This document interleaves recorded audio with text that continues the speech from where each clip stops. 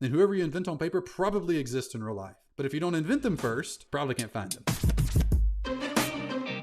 The first thing you have to do before you can find the person to do your marketing, you have to invent the role on paper before you invent it in real life. And we invent it on paper with two documents, a scorecard and then a sales page, what a lot of people call a job description. We call it a sales page. A sales page, a good job description, gets the best fit candidate's spouse to send it to them and tell them to apply. I want to hire a producer for Shop Talk. So the first thing I did is wrote a job scorecard. There are 5 key questions that a job scorecard answers. Number 1, what's the title of the role? Number 2, what number do they own? So in this case, director of marketing, they own number of new customers or number of new clients we get per month. That's really easy. Number 3, what results do you want to see from them in the first 6 months? So if we were hiring a brand new director of marketing, we might want to see our number of new clients increase by 20%, but I would like named it where it's at now and where it needs to be in 6 months. That's what success looks like in the first 6 months. Number 4, and this is the meat of the scorecard, is number 4, what are the 3 core areas they own? So for our director of marketing, there's 3 main roles. There's leadership, there's marketing strategy,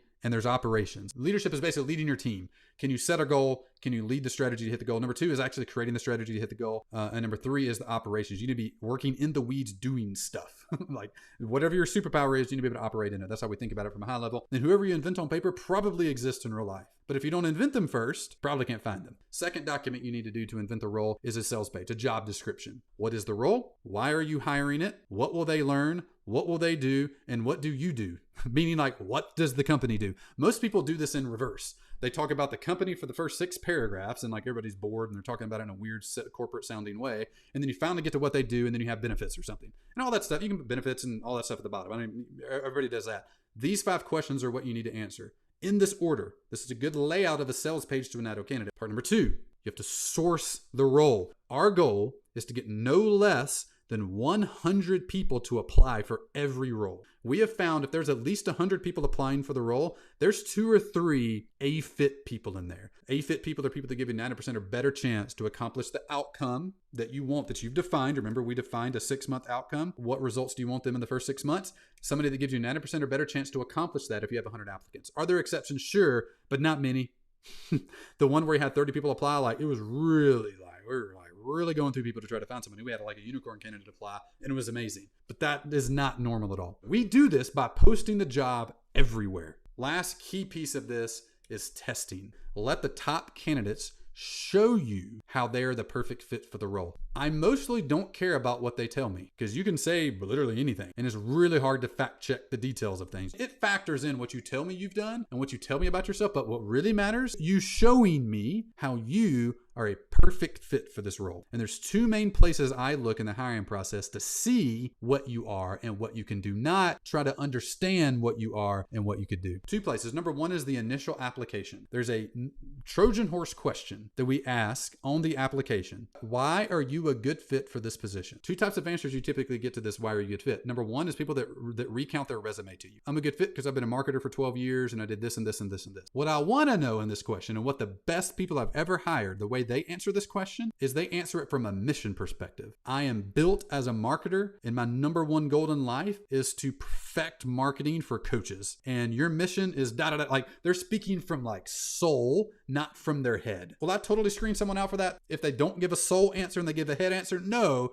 but I'm not starring them and fast tracking them. For every person we hire, we always give them at least 1 test. Usually the first one's not paid. And the second one, if it's a big job, a big role, like a director of marketing, is a paid role. So in every role we hire, there's a big long Google form. Once you fill out the application, we then look at you and screen you. If you look really good, we'll have a Zoom call with you. If not, we'll send you through our strategy assessment or through our assessment. We're like, hey, you're a great fit. You're in the final group of people. We'd love to learn more about you before we get on the phone with you, just to make sure it's a good fit. And when there's like 30 questions here. The last part of the Google form is the thing I really look at though.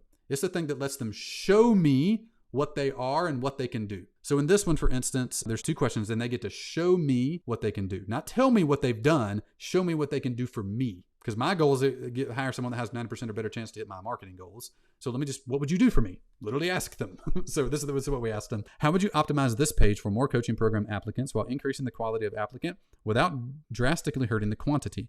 Please describe your thought process. 4 bonus points, film a video talking through it. And I link them to in the description. Here's the page. So what I want from them is a Loom link where they talk for 5 minutes. Let me see you think out loud and let you do a super in the weeds marketing thing. Just walk me through auditing this landing page and show me how you would improve it. You can tell in 30 seconds what the person is. You can definitely tell in 30 seconds if they're not a good fit. If they look good, look closer. But you're screening out like Yahoos really quickly. If you can't talk on a Loom video, you're never going to be my director of marketing. Like, get out of here. If you can't talk on camera, if you can't logically reason through a landing page, I'm not looking even for like spot on answers. I just want to see what you're like on camera, and I want to see how your marketing brain works. Record a 3 to 5 minute Loom video, unlisted, or a YouTube video. I would say Loom now, unlisted, and link below sharing you and your team's top 2 to 3 in the weed marketing wins from 2020. What this forces you to do is like digest the best things you did last year and then recount them to me in 3 to 5 minutes or less. Show me your marketing ability by selling me on what you did last year. And you can find really quickly, especially in follow-up questions you'll do in interviews, their contribution to a thing. Like if someone's like, we increased our ad spend by 10x while lowering our return on ad, or by increasing our return on ad spend from 2x to 6x. And we did it with these 6 specific things. You're like, you know what you're talking about. Versus other marketing candidate, we increased our ad spend to $200,000 and made the funnel better. Our second win was, we hired a copywriter and they did a great job. And our third win was, I decreased my work hours. It's like, do you really know what you're talking about? Probably not. You can tell by the length of answer to a question and the detail of answer to the question how good they actually are. I'm going to give you starting points for interviews, because the deeper you go in your question on a specific win, the more you will discover what they actually did and what somebody else actually did. There's one other step we do in the testing department I didn't show here for a director level hire, and we actually pay them between $500 and $1,000. We'll do this with the final 2, sometimes 3 candidates. So this can get pricey. So you can adjust this. You can do $100. That's fine. We'll actually, for a director hire, we'll have them put together their marketing plan for us. Go ahead and just make it for me. Don't make me guess of what you're going to do in the first year. We're an open book. Sign an NDA.